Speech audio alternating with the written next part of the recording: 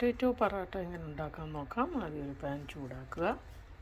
പിന്നീട് കുറച്ച് onions cut ചെയ്ത് വയ്ക്കുക, ജിഞ്ചർ, കറി ലീവ്സ്, കുറച്ച് കൊറിയാണ്ടർ ലീവ്സ്, പിന്നെ കുറച്ച് സ്പൈസസ്, മാംഗോ പൗഡർ, കുറച്ച് അജ്വൈൻ, പിന്നെ ടർമറിക് പൗഡർ, കുറച്ച് റെഡ് ചില്ലി പൗഡർ, കുറച്ച് കൊറിയാണ്ടർ പൗഡർ.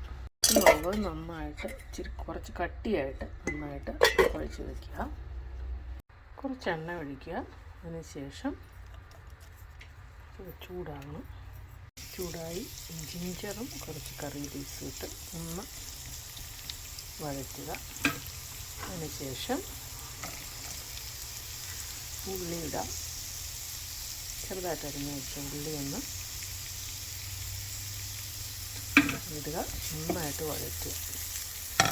ഒന്ന് വഴറ്റിയതിന് ശേഷം കുറച്ച് അജ്വൈൻ പൗഡർ, ഡൈജഷൻ നല്ലതായതുകൊണ്ട് കുറച്ചിടാം.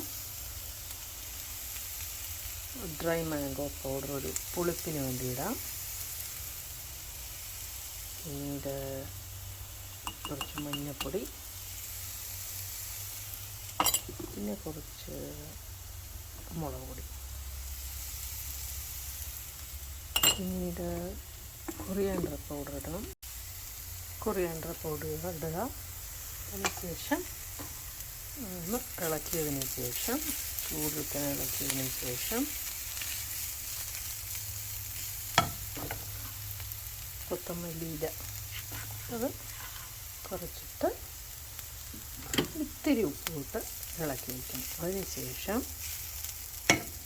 ഇൻഗ്രീഡിയൻ്റാണ് പൊട്ടറ്റോ. അത് കുക്കറിൽ വേവിച്ച് വെച്ച് കുറച്ച് ഉപ്പ് മഞ്ഞൾപ്പൊടി ഇട്ട് വേവിക്കുക. അതിനുശേഷം പൊട്ടറ്റോ നന്നായിട്ടിട്ട് ആ ചൂടിൽ തന്നെ കുറച്ച് ഉപ്പ് ഇട്ട് നന്നായിട്ട് തന്നെ ഇളക്കണം. ചെയ്ത് നന്നായിട്ട് ഇളക്കി ആറാനായിട്ട് വയ്ക്കാം. മാവ് ഇതേപോലെ റൗണ്ടാക്കി എടുത്ത് വയ്ക്കുക. ഒരേ സൈസിൽ രണ്ടായിട്ട് ചെറുതായിട്ടൊന്ന് പരത്തി വയ്ക്കുക. അതിനുശേഷം നമുക്ക് ഈ സ്റ്റഫിങ് ഇടാം. സ്റ്റഫിങ് ഇട്ടതിന് ശേഷം മസാല നമ്മളകത്ത് വെച്ച് കഴിഞ്ഞു. ഒരു 4 വശം ഒന്ന് ജോയിൻ ചെയ്യുക. എന്നിട്ട് നമുക്കിതൊന്ന് സ്പ്രെഡ് ചെയ്യാം. ഇതുപോലെ വലുതാക്കി പരത്തിയെടുക്കണം.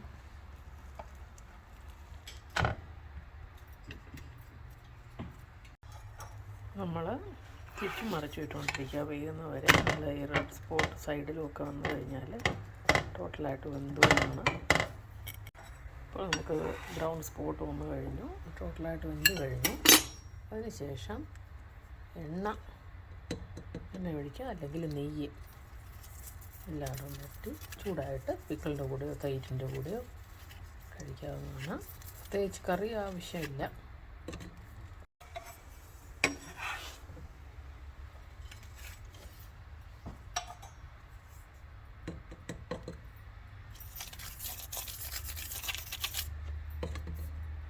Thank you for watching my videos.